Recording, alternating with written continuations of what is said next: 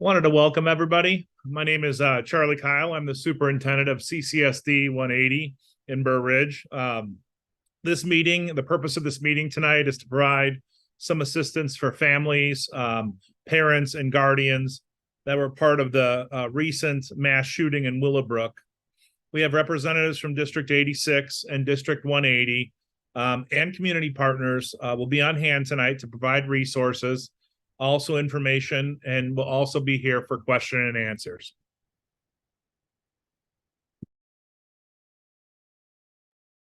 Good evening, everybody. My name is Dr. Carrie Smith. I'm the Assistant Superintendent of Student Services for Hinsdale Township High School District 86. I just want to echo what Dr. Kyle said and thank everybody for coming, for taking time out of your busy evening and to take the time to join us. We just also want you to know that we've been thinking about you since the incident occurred on June 18th, and that is why we wanted to offer this opportunity to provide and share some information on community resources to make sure that you know who the key people for you to know are within the schools and within the community, and just to also give you an opportunity to ask some questions and get some of your questions answered. Please know that this session is being recorded, so if you are unable or if you know people who are unable to attend, or if you feel like you missed something, we will share the recording after this evening. So I'm going to turn it over to Dr. Hardy, the principal at Hinsdale South, and he will start off with introductions of our principals who are on this Zoom meeting. Hey, good evening, everybody. It's a pleasure to be with you. My name is Dr. Patrick Hardy. I am the principal at Hinsdale South High School, and I am honored to be able to be a participant here tonight. I yield now to Principal Victor Hernandez. Hi, I'm Victor Hernandez. I'm the principal of Burge Middle School. I'm deeply saddened by the events that occurred on the Juneteenth celebration, but we do have a lot of support for our families, our community, and especially our students. I know that Dr. Kyle and Tracy Ritchie, the principal at Annam Jeans, have been working really hard with developing our professional development around trauma-informed practices and SEL that we hope will support our staff and, more importantly, our students as we embark on the new school year. And I'm going to turn it over to Tracy Ritchie, the principal at Annam Jeans. Hi, I'm Tracy Ritchie, the principal at Annam Jeans, and thanks, Victor. I echo his sentiments as we work closely together in the district. We want to support our families any way that we can, and being the building that is the closest to the complex where our families live, we do see a lot of families there, a lot of parents stop by. I appreciate everybody getting together to help our families and our kids. Dr. Kyle? I'm here. I'll go ahead and take it, and I'll just provide a brief overview of the agenda, and then I'll turn it over to Mr. Bluter, who is the Director of Security for Hinsdale Township High School District 86. So we already did the welcome and introductions. We're going to have a brief security overview. I already mentioned the piece about the question and answer session, and then also making sure that you know who some of our local resources are, how to get in touch with them. So I'm going to turn it over to Mr. Bluter. Good evening, everybody. My name is Kirk Bluter, Director of Security for District 86. Just kind of a brief overview. We have security in both schools. We work constantly with both the SROs at both schools, as well as the deans and the social workers. I mean, this meeting is evidenced of that. Just kind of a breakdown at Hinsdale South. We have 9 security officers. That would include 1 supervisor. Typically, once school's in session, we have 1 point of entry, and we have the kids wear IDs. So when we talk about security, we can quickly identify the students based on their lanyard and their ID. So it's kind of a quick overview. If anybody has any specific questions, please let me know.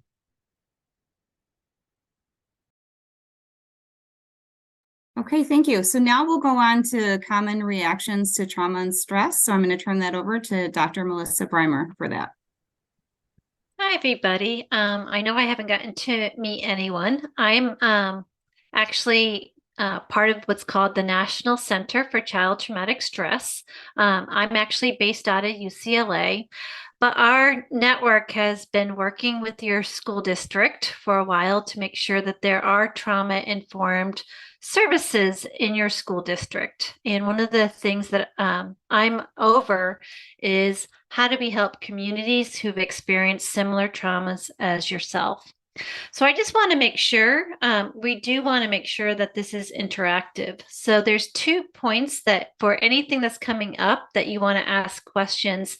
In the Q&A button on the bottom of your screen, you'll see that you'll be able to ask us any questions. Those come directly to any of the panelists that you see here.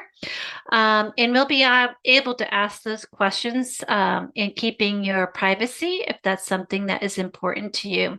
And we'll make sure that we answer them. Otherwise, you can click on the chat button. And that's something that we can also make sure that we are able to ask questions. But hearing from your counselors, there have been questions or reactions that the students have already been talking about this summer that we just kind of wanted to highlight. So some of the counselors, Kate in particular, you shared with me that some of the kids are talking about having sleep difficulties, and that those sleep difficulties can be being able to fall asleep, waking up, or maybe having nightmares. There can be many reasons. They can be thinking about what happened on the day of the event. They might be thinking about other worries, especially with the beginning of the school year. And so one of the things that we recommend is that is there things to help them to calm their bodies down right before bed? Because many times bedtime is the first time we as family members or our kids are just relaxing. So are we setting up bedtime routines that might be able to make sure that there can be relaxation? And that could be listening to music that calms them. If religion or faith is important, that might be a time of prayer. That might be time to just turn off all the technology.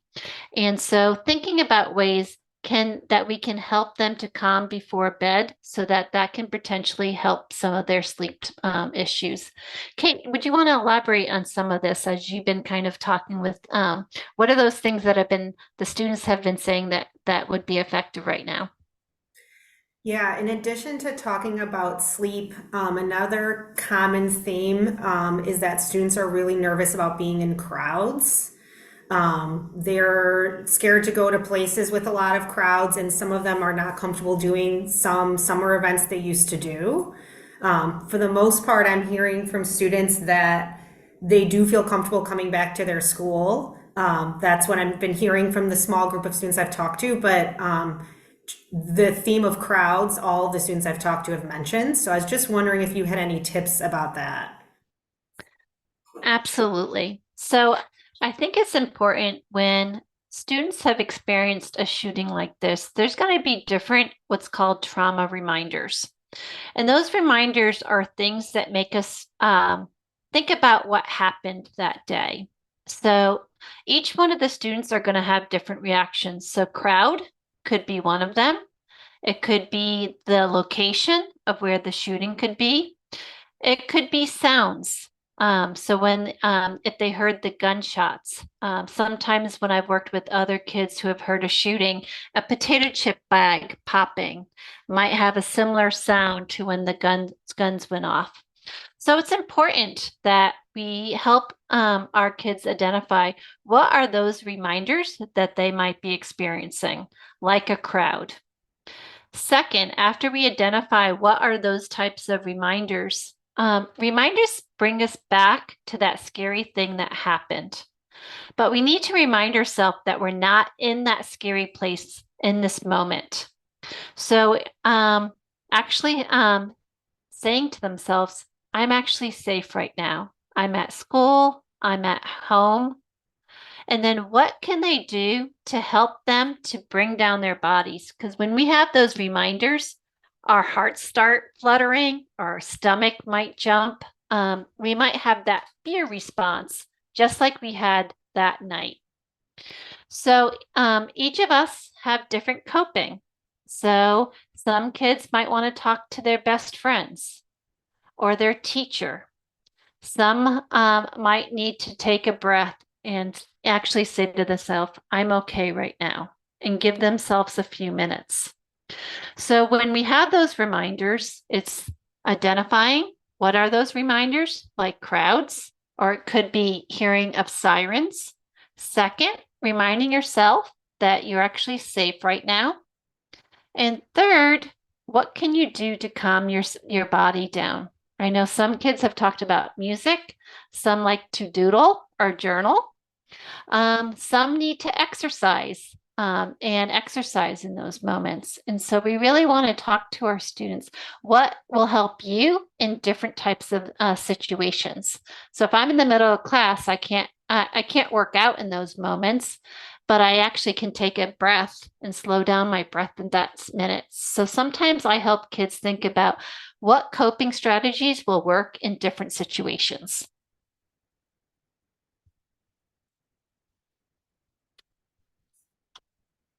Thanks, Dr. Breimer. That's very helpful.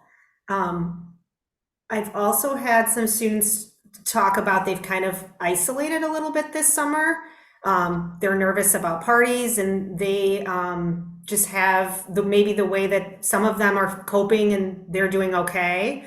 And they're feeling that they are responding differently than some of their friends. And it's just had some impact on some friendships. So I just didn't know if that was something else you felt like we should touch upon, or help parents if they're supporting their kids through any relationship difficulties too with their peers, because so many of our students were unfortunately at this event. So you've talked about a couple of layers, and I kind of want to break it down because there's a couple things going on. First and foremost, when any of us have experienced, if we were there to, or our kids were there, we're going to be worried about danger, and we're actually going to be more on the lookout of what's around us. And so they're going to be looking at when things are different. So that's why it's important that Kurt shared the security procedures to show these are what's in place. And also, and I'm going to ask you, Kurt, to highlight in just a second, if there's something of concern in the community coming to school, or safety concerns at school, that there's procedures in place. They can go to their teachers. There's a tip line. They can go to you as parents, and you can go to any of these administrators to say, here's something that's going on right now, and this is what's making them distressed. Second, if I've been at a situation where a shooting took place and I was with that person, sometimes that friend can be my trigger or my reminder. And it does impact that friendship that you talked about. And that I might have to, and as counselors, you have skills to work with students to make sure that they don't lose that support together, and that they allow them to be together. The third thing that's going on is that so many kids that I've worked with who have been through a shooting always feel like, why am I struggling with this and no one else is? And they make this assumption that no one else is struggling with it because they're not talking about it. But we're having this meeting today, and you have heard from others, and the other counselors, Tara, others have all heard that kids might be still having issues about it, but they're not talking about it. So the more that we can say that, you know what, others have the same questions, and that you're not alone in this, but what can we do to help you so that you can be successful this school year, so you can be successful with your friends? That's going to make a big difference. And so, Kurt, do you mind? I did want to make sure the tip line and some of those safety protocols, I know it just comes up so frequently after these issues. No, you absolutely touched upon a number of them. And I mean, I would reiterate, yeah, if anybody has any information, they can even come to the security officers. Most of our security staff are retired police officers, and I'm proud to say they have an excellent rapport with a lot of the students. So they can come talk to the students. As you mentioned, students can come talk to the teachers, coaches, any other staff. And again, we have a good relationship with staff, and they can share that information with us. Additionally, you mentioned the tip line. We use P3 Campus. It's strictly anonymous. They can go on either one of the websites for the high schools, the district website, and find that P3 Campus app. They can also download it on their phone, but again, it's anonymous. But if anybody has any kind of information, anything they want to share with us, we are more than willing to listen. Thank you for that. And I just wanted to add, Dr. Breimer, what you were talking about in terms of, at South, we do a lot with groups. And so for any parents who are concerned about their child, please reach out to your counselor, to your social worker for your student. We will have trauma-informed and culturally responsive groups in the fall. We run them every year. And so we know community is really, really important, and kids knowing they're not alone. And so just want to make sure parents know, just please reach out at any time to your child's counselor or social worker at South. And Tara, Megan, I didn't know if you guys wanted to add anything for your campuses. Yeah, I think it's going to be run very similarly. We do group therapy as well as individual. A lot of that and is. Tara, will you say what campus you're on? Just Yes, in case. I'm at Burr Ridge Middle School. And but a lot of the connections, at least the follow-up that I'll be doing from this, is from the kids that I've talked to over the summer. And a lot of it's been word of mouth. And so we're going to kind of formulate it as the year comes, just to see, what it's going to look like and how we can best support. But please reach out to myself as far as the middle school, and then to Megan Radke, who's also on here, if it's a concern with an elementary kid. I'm Megan Radke, and I'm a social worker at A&M Jeans Elementary School. And to piggyback on what Kate and Tara had said, if you have concerns about your youngest learners or students, children, please feel free to reach out to me as well. And we will be available. I will be available to support our students at the elementary building. So I would suggest, if you have a concern about your student or your child, where they experienced this, they might have experienced something else. Talk to their new teachers or their counselor of, this is what happened to my family, or they were there that night. Here's the differences that I've seen in my child, so that the students and the counselors can give additional supports. They might be able to give strategies at home, or make sure we can give strategies to the teachers to help out. Because we know that sometimes when you experience a trauma like this, attention and concentration might not be there. There might be behavioral changes. But with that, there are strategies to support you as parents, and also we can be supporting the teachers who will be educating your kids. And so, but no one has a full list of who was there and who wasn't. So your cooperation and your connection, it will be key to this.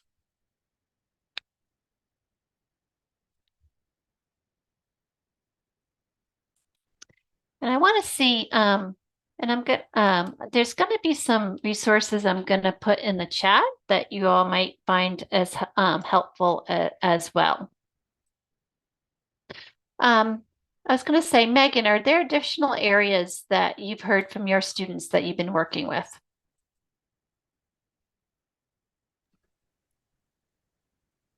I actually have not been in touch with students this summer, but I know that some of our youngest kids might have a really hard time identifying or verbalizing their feelings. And so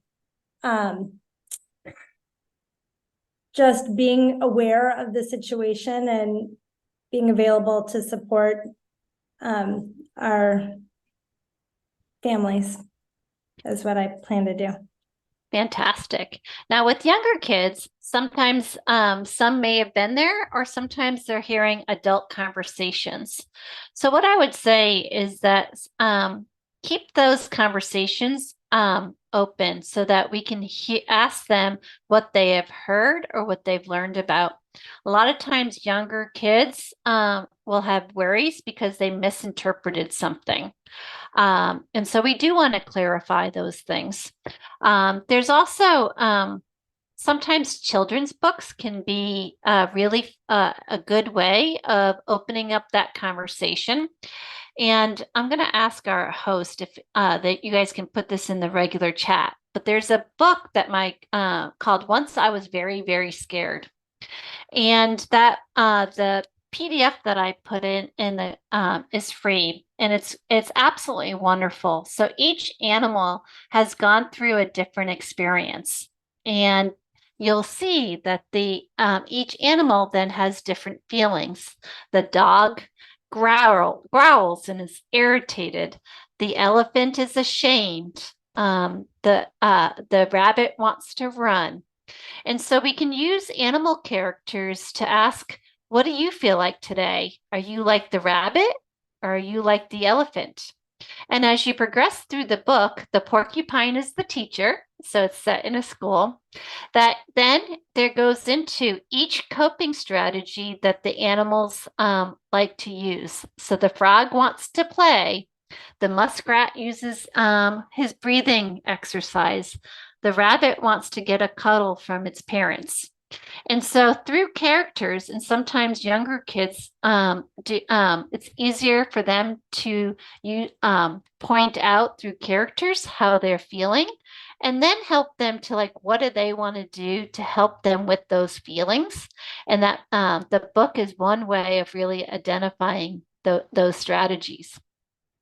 With the older, like our teens, we do want to also check in what's being communicated in social media and what their friends are talking about. So many times I ask, how are you doing?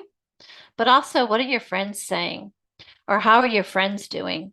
Because sometimes asking about the friends, they're going to be able to say, you know what, my like Kate said, my friend used to hang out with us and they're not going out anymore.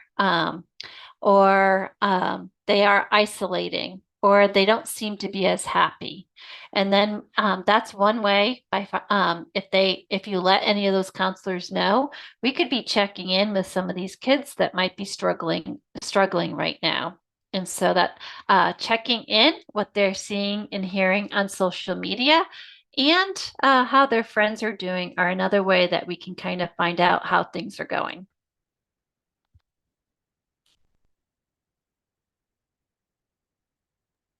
Okay. Ms. Kokinas, Ms. Radke, and Ms. Johnson, did either of you have anything you wanted to add at this point? Anything else? The only thing is just making sure, I think like the middle school level, the bulk of what I got is more students being concerned for their friends as opposed to coming to me individually and saying, hey, this is really, my big concern, just making sure we're watching out for them. And then also just making sure that we're providing all of the additional resources. So if we're going to, kind of segue into how we can support them social and emotionally and academically at school, but then beyond, because I've noticed a lot more that I need more than just a check-in, or if I need to get, a little bit more, whether that's therapy or, crisis intervention or as it comes. I definitely think that the kids to me have expressed that, or families have expressed that as well. Okay. Fantastic. We wanted to make sure that you all were aware of some of the local resources that if you have some concerns for your children, that there are providers in the area. So I'm wondering if I can go to Kathy from DuPage County. Kathy? Yes. There you are. I was looking for your bubble. If I could turn it over to you and describe the services that you offer. Sure. Yeah. And I'm here to talk today about the services that are available 24/7. So sometimes, your child might have an issue come up kind of after hours. And so who do you reach out to when it's 8 o'clock at night or 10 o'clock at night, or maybe even 2 in the morning? And so wanted to make sure that everybody is aware that there are crisis services here within our county through the DuPage County Health Department. And we have trained counselors on site 24/7 to respond to any phone call that we receive. And so that is an opportunity for you or your student, your child, to reach out to us if they're needing to talk through a tough moment or a situation that's going on, or if you're looking for some guidance, again, at 8 o'clock at night, 2 o'clock in the morning, 6 o'clock in the morning, looking for some guidance about what you might be able to do to help your child. So that can really just be a phone call. Our phone number is 630-627-1700. Again, it's through the DuPage County Health Department.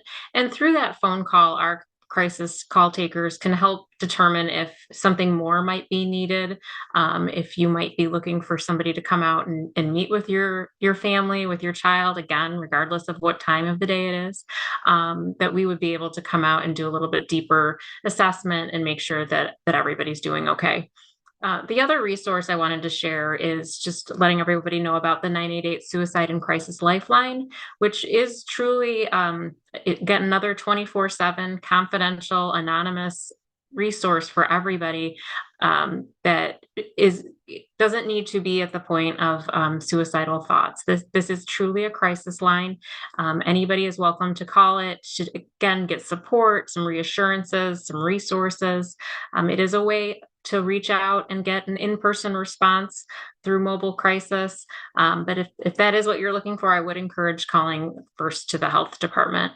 988 is very easy to remember. It's available via phone, via text, and also there are chat functions. So those are, again, here to share more of those immediate resources 24/7.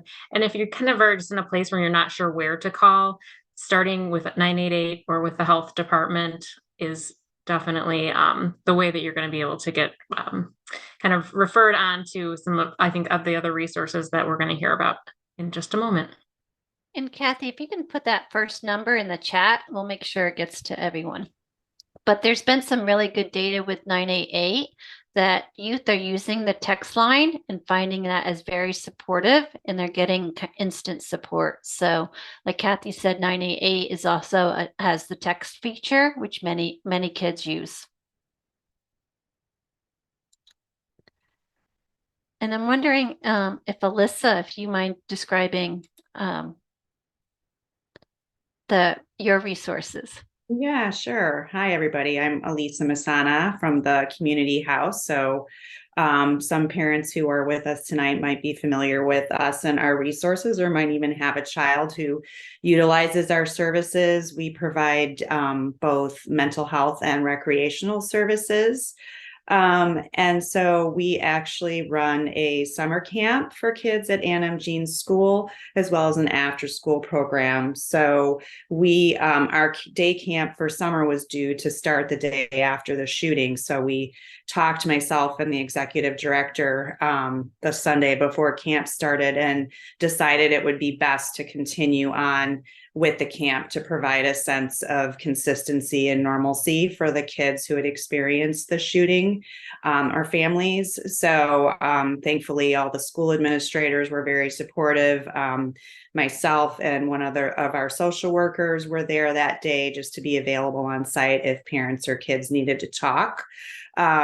So we are also going to have a full-time counselor who is starting in just a couple weeks, who will be providing mental health services in that area. We have a new satellite office out in the Hinsdale Terrace apartments that we're going to have some space in as soon as it's completed.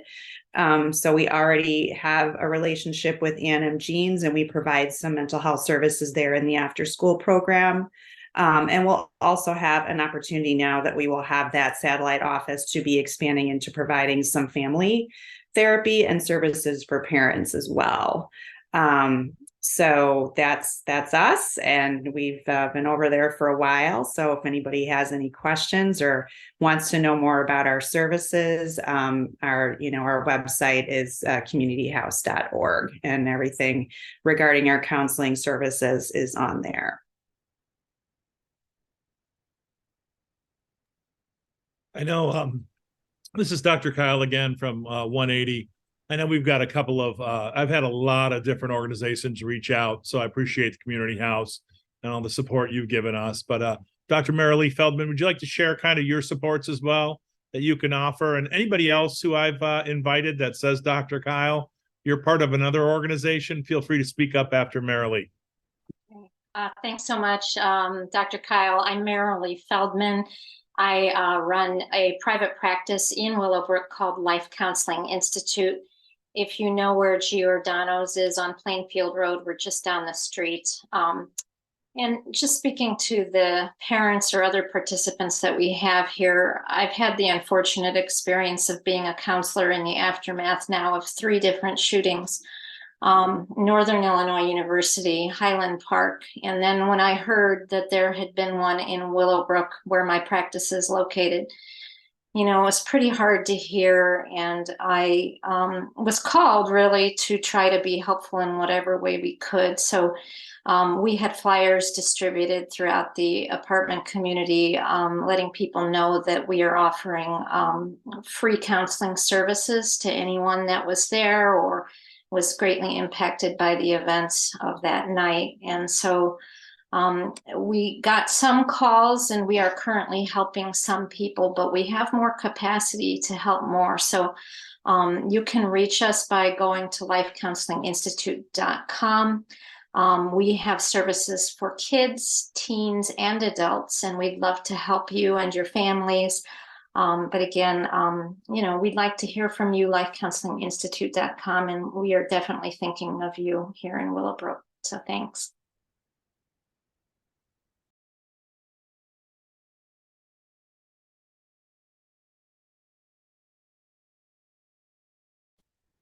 If I could speak up here, my name is actually Paula Carter, not panelist. I don't know why it showed up as Dr. Kyle, but anyway, Dr. Kyle, I'm filling in for Stephanie Garrity from Rainbows, who you've been in touch with recently. And Rainbows groups are peer-to-peer support groups for youth ages 3 to 18 who are experiencing a loss, whether it's due to divorce, death, incarceration, deportation, or any other kind of life-altering traumatic event. Most of our groups are in schools around the country. We're in 40 states, and we're in thousands of schools and school districts. We've recently trained about 1,200 CPS, social workers, counselors, and teachers to run these peer support groups in the schools. But we also have a program that's called Silver Linings for Community Crises. It's an 8-week support group program for youth ages 3 to 18. And we offer Rainbows. What we do is we offer the training and the resources for volunteer facilitators to lead these support groups. And they're not all in schools. They are in some community-based organizations as well, but the bulk of them are in schools around the country.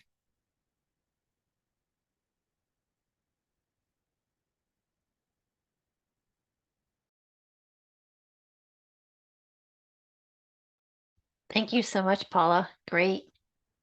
I'm wondering if any of the other partners of Dr. Kyle want to also speak up.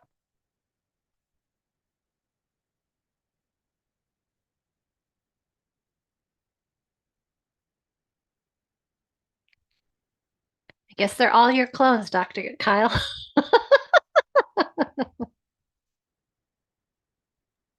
I may have sent the wrong link. I apologize. Not a problem. Well, I think we want to share that the district is committed to supporting you and your families and your students. We're trying to give different options. There's resources that we put. There's also the counselors that are willing and can be able to provide groups in the during the school day, as well as some of the resources in the community. If there are other questions or concerns, we're here for you, and we want to be available. So if you want to put anything in the Q&A section, otherwise I'm going to turn it over to Dr. Smith, but to end us if there are no other questions.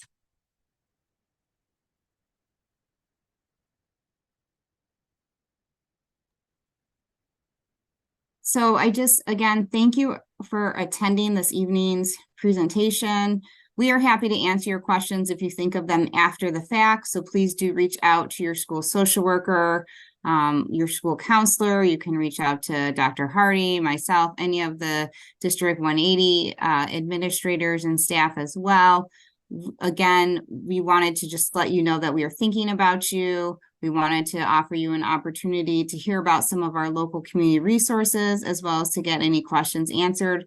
But understandably, if you don't have any this evening, please do reach out in the future and we'd be happy to connect with you. Thank you once again, and we hope you all have a great evening.